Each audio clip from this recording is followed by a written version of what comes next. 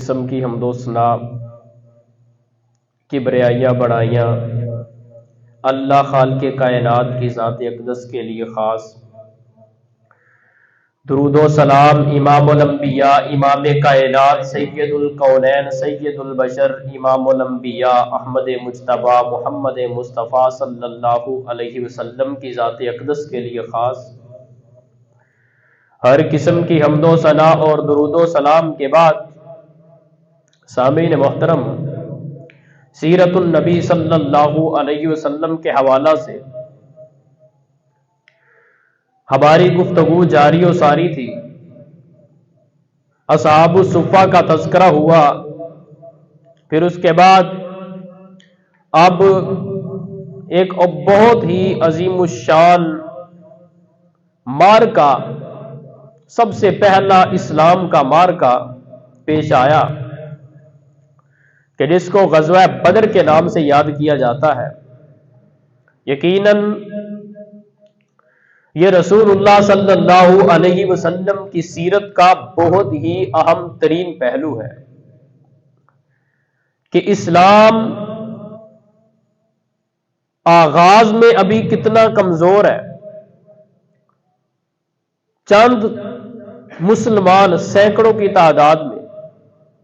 مسلمان ہیں، اور بڑے بڑے کفار کے ساتھ ان کو یہ معرکہ پیش آیا، تو پھر یہ رسول اللہ صلی اللہ علیہ وسلم نے اپنے اصحاب کے ساتھ یہ معرکہ کیسے لڑا، کیسے اللہ خالق کائنات کی مدد کا نزول ہوا، کیسے رب کی رحمتوں اور برکتوں کا نزول ہوا، اس کا ذکر انشاءاللہ ادھر ہوگا۔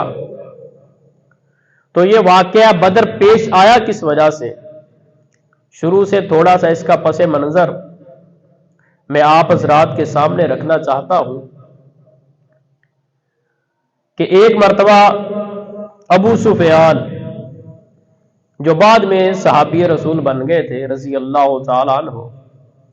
فتح مکہ کے موقع پر مسلمان ہو گئے تھے، یہ رسول اللہ صلی اللہ علیہ وسلم کے چچا بھی ہیں،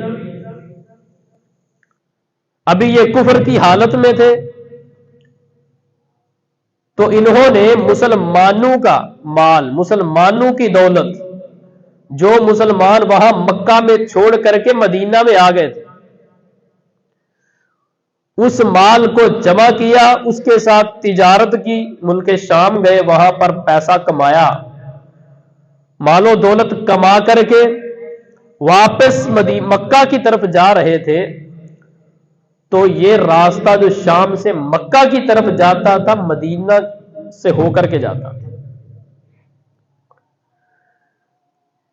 تو کیا ہوتا ہے، یہ قافلہ مدینہ کے پاس سے گزر رہا ہے، رسول اللہ صلی اللہ علیہ وسلم کو اس بات کا علم ہو جاتا ہے، اس بات کا علم ہوا کہ ابو سفیان یہاں سے مال و دولت لے کر کے گزر رہا ہے، اس سے ہم نے وہ مال و دولت چھین لینا ہے، ہو سکتا ہے اللہ خالق کائنات بطور مال غنیمت کے ہمیں یہ نصیب فرما دے۔ کیا ہوتا ہے، رسول اللہ صلی اللہ علیہ وسلم ایک صحابی رسول کو جاسوسی کے لیے بھیجتے ہیں، جاؤ جا کر کے اس قافلے کی بارے میں چیک کر کے آؤ کیا صورتحال ہے۔ حضرت انس بن مالک رضی اللہ تعالی عنہ بیان فرماتے ہیں کہ گھر میں تھا، اللہ کے رسول تھے، بس شاید کوئی بیوی بھی نہیں تھی، تو جو جاسوسی کرنے گئے ہوئے تھے وہ واپس آئے، آ کر کے بتلایا،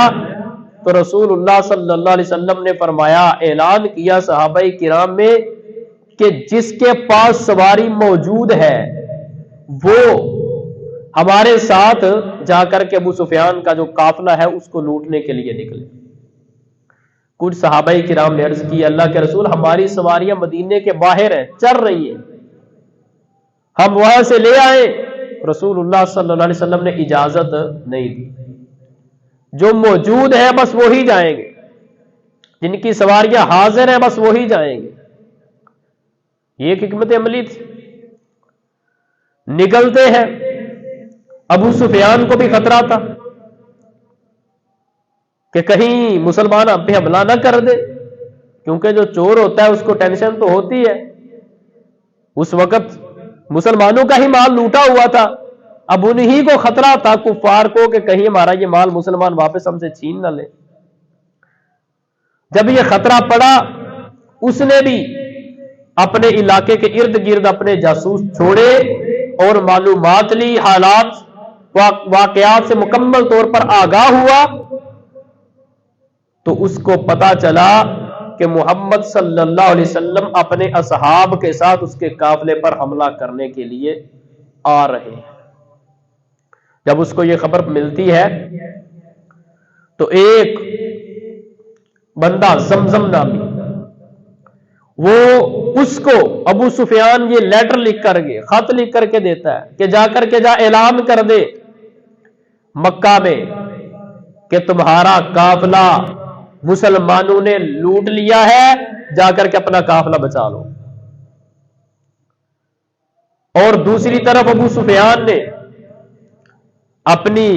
عقل مندی، یہ جس کو ہوشیاری کہتے ہیں بندے میں ہوتی ہے، اس کو استعمال کرتے ہوئے قافلے کو سمندر کے کنارے کنارے راستہ تبدیل کر لیا اور اجنبی راستے سے لے گیا قافلے کو، اور مسلمانوں کو اس کا پتہ نہ چل سکا.